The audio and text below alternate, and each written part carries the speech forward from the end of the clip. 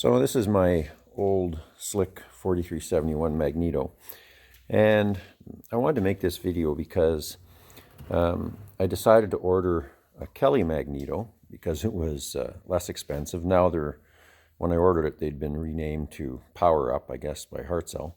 In any case, I ordered the Magneto because it was, noticeably less expensive than the Slick, and there was a problem with it. So before I go any further, I'm going to show you the video I made when I had the Kelly and why we couldn't use it and they couldn't put it on my aircraft. So here are the two Magnetos, brand new, unused Kelly 4371 Magneto, and this is my old Slick 4371 Magneto. So here's the problem. Here is the drive gear. And on the 4371, you can see the drive gear just slides on there. It's a perfect machine fit. Slides on there perfectly. On the Kelly Magneto, the drive gear won't go on.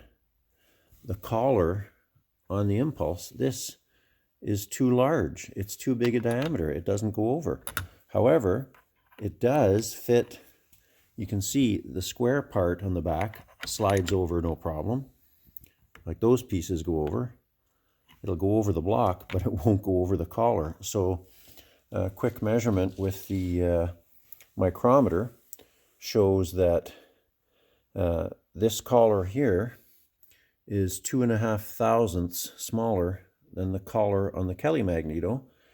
And so there's 1 thousandths difference between the gear and the collar here. And this collar is 1.5 thousandths bigger, so it won't fit over.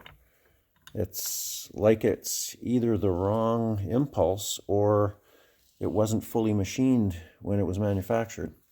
Anyway, so that's my problem. So before I go into more detail, I just want to mention right up front that the distributor was absolutely fantastic and ensured I got my refund. And it took a while, but several people worked very hard to make sure that it was resolved. So then it went on from there. So the Magneto itself looked absolutely pristine, as you could see in the picture. Had never been touched. And the collar on the Impulse coupling, like that shaft in the middle, the gear has to be able to, that shaft has to rotate inside the gear. So obviously it's got to be very smooth, and as you can see on my old Magneto, it's just like a mirror finish, and it fits, the gear fits over it absolutely perfectly. Kelly Magneto is black, and just a guess, it looks like it's treated perhaps something like a gun blue or something. We tried, when the mechanic had it trying to put it on, we tried cleaning it just with WD-40, etc., to see if it was paint that was the thickness difference, why the gear wouldn't go on, but to no avail. That's when we, measured it up and saw that it was, it was too big. And it actually appeared like it was still, it looked like still cast. It had not been turned down, whether they used a lathe or whatever machinery to make it perfect and exact fit. It looked like it had missed that step. Can't say for sure. However, my attempts to resolve it was initially to contact Kelly. I went on their website and filled out the form, submitted it, and I'm probably close to 2 months later now and have still never received a reply from Kelly.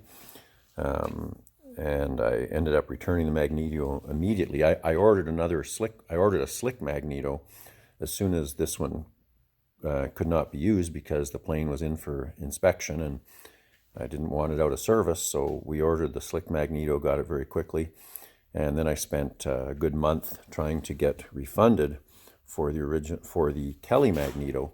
And I know from notes made by staff of the distributor that there were problems even getting responses from Kelly/Hartzell from the distributor.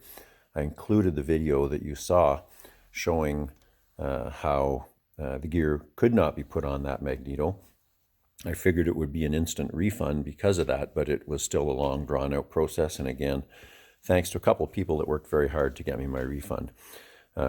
Certainly happy with the distributor, but you know, that's my one and only experience with anything Kelly, and I guess it'll be my first and last experience, because it wasn't a good experience anyway.